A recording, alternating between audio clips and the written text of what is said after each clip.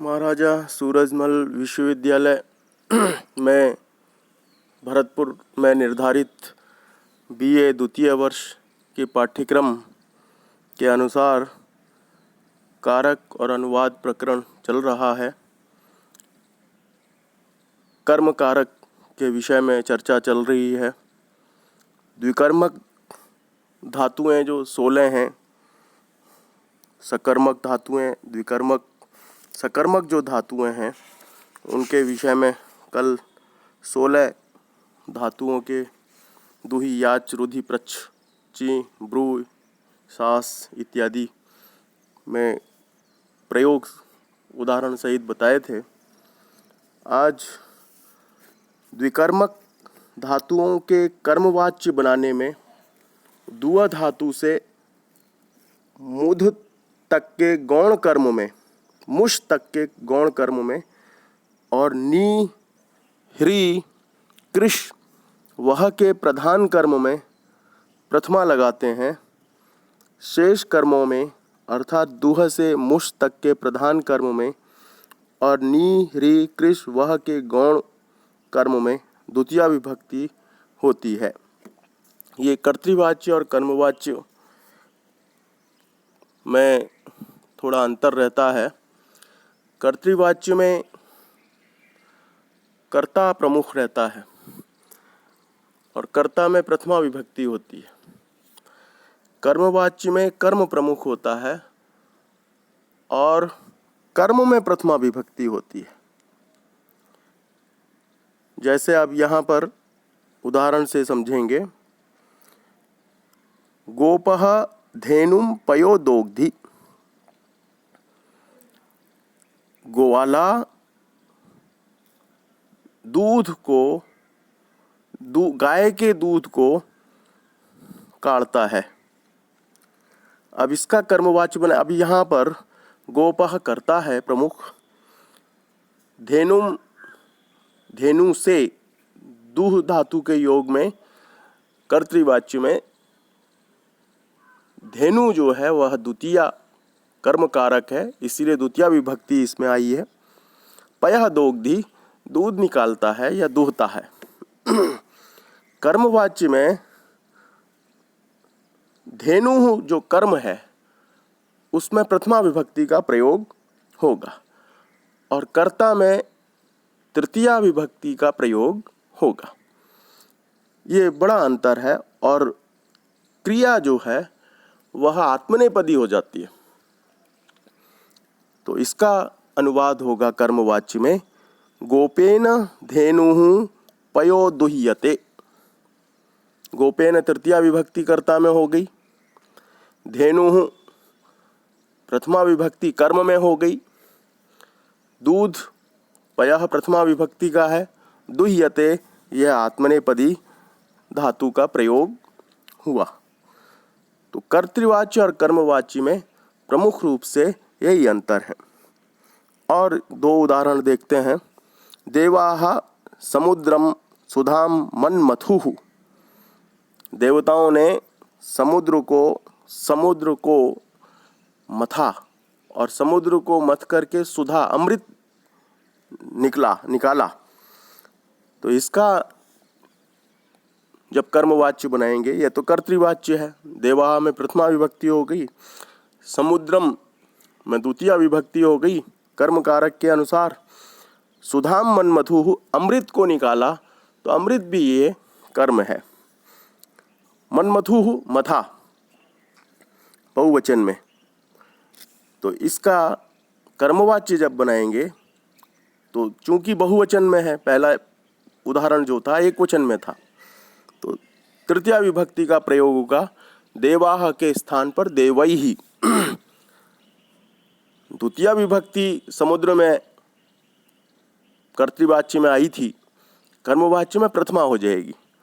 तो समुद्रः सुधाम मन्मथे ये आत्मनेपदी रूप होगा। देवैः समुद्रः सुधाम मन्मथे। तीसरा उदाहरण देखेंगे। सो अजाम ग्रामम नयति। सो माने सह माने वो, वह, अजाम बकरी को, ग्रामम गांव की ओर नयति ले जाता है। ये कर्तृवाच्य का है। सह माने वह, प्रथमा विभक्ति, अजाम द्वितीया विभक्ति, ग्रामम कर्म है द्वितीया विभक्ति, नयति क्रिया। तो सह के स्थान पर कर्मवाच्य बनाते हुए तृतीया विभक्ति का प्रयोग होगा। तो सह के स्थान पर तेन। कर्तृवाच्य में चूंकि कर्म में द्वितीया आती है, तो अजा जो कर्म है कर्मवाच्य में प्रथमा विभक्ति का प्रयोग होगा। तो तेन अजा ग्रामम नीयते, ये आत्मनेपदी का प्रयोग नीयते आ गया। इस प्रकार कर्तृवाच्य और कर्मवाच्य में इन उदाहरणों से स्पष्ट देखा जाता है। विशेष शेष प्रेरणार्थक क्रियाओं के प्रकरण में देखेंगे। अब कुछ अनुवाद करेंगे अभ्यास के लिए। अलकनंदा तथा भागीरथी के बीच में देवप्रयाग है। अलकनंदा भागीरथी चांतरेण देवप्रयागः अस्ति। अंतरेण बिना इनके योग में द्वितीया विभक्ति का प्रयोग होता है। अलकनंदा तथा भागीरथी चांतरेण पीछे पढ़ चुके हैं। ग्राम के दोनों ओर वन है। अभितः परितः के योग में भी द्वितीया विभक्ति का प्रयोग होता है। तो ग्रामम परितः अथवा उभयतः, दोनों ओर है। ग्रामम उभयतः वनम अस्ति। वन है, वनानि सन्ति, बहुवचन में करना है। तो ज्ञान के बिना सुख नहीं होता है। ज्ञानम बिना सुखम नास्ति। ज्ञान के बिना सुख नहीं होता है। सदा सच बोलना चाहिए। सदैव सत्यम भाषणीयम वदनीयम उच्चारणीयम। छात्र 10 वर्षों तक अध्ययन करता है। छात्रः 10 वर्षाणि अधीते, अध्ययन करता है। सीता कोस भर चलती है। सीता क्रोशम गच्छति याति व्रजति। नगर के नीचे नीचे जल है। नगरम अधोधः जलम अस्ति। नगर के नीचे नीचे, अधोधः नीचे ही नीचे। नगर और विद्यालय के बीच में तालाब है। नगरम विद्यालयम चांतरा सरोवरम अस्ति। राजा चोर को दंड देता है। नृपः राजा व चौरम दंडयति। दुर्जन सज्जन को दुख देता है। दुर्जनः सज्जनम दुखयति। विद्या धर्म की ओर ले जाती है। विद्या धर्मम प्रति गच्छति। परिश्रम के बिना विद्या नहीं होती है। बिना परिश्रमेण विद्या नैव आगच्छति, नैव लभते, नैव प्राप्यते। सिपाही वन तक चोर का पीछा करता है। राजपुरुषः आरक्षिकः वन तक, वनम यावत् चौरम अनुगमति, अनुसरति, धावति, अनुधावति। मेरा गांव काशी के समीप है। मम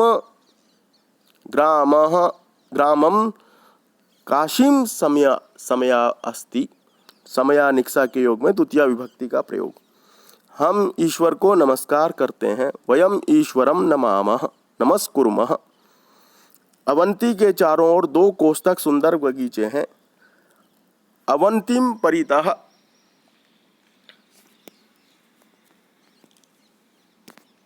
अवंतिम परितः